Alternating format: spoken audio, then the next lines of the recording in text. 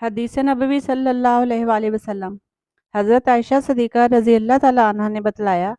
کہ میں نے نبی کریم صلی اللہ علیہ وآلہ وسلم کو رات کی کسی نماز میں بیٹھ کر قرآن پڑھتے نہیں دیکھا،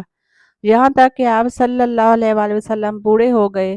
تو بیٹھ کر قرآن پڑھتے تھے، لیکن جب 30-40 آیتیں رہ جاتی تو کھڑے ہو جاتے، پھر اس کو پڑھ کر رکوع کرتے تھے۔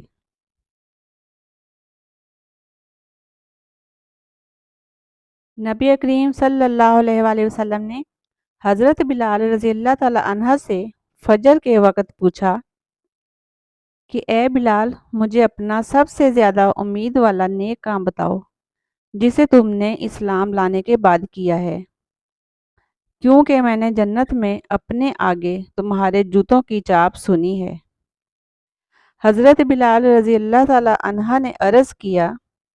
میں نے تو اپنے نزدیک اس سے زیادہ امید کا کوئی کام نہیں کیا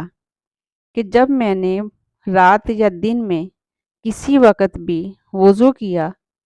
تو میں اس وضو سے نفل نماز پڑھتا رہتا جتنی میری تقدیر لکھی گئی تھی۔